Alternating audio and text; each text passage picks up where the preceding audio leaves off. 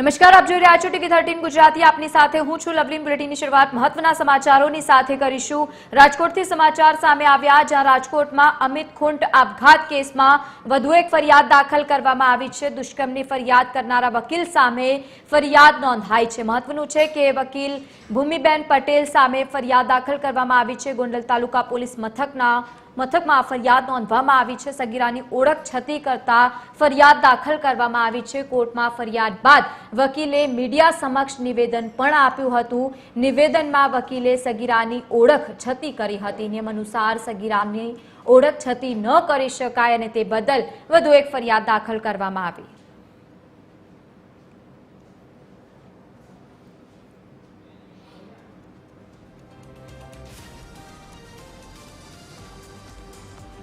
સંવાદદાતા રવિ Motwani phone line પર જોડાયા છે। રવિ, રાજકોટમાં જે ચકચારી ઘટના બની હતી તેમાં વધુ એક ફરિયાદ દાખલ થઈ છે, શું વધુ વિગત? જી જરૂરથી જણાવી દઉં, રાજકોટ તાલુકાના ગોંડલ ગામ છે જે સતત વિવાદોમાં રહેતું હોય છે।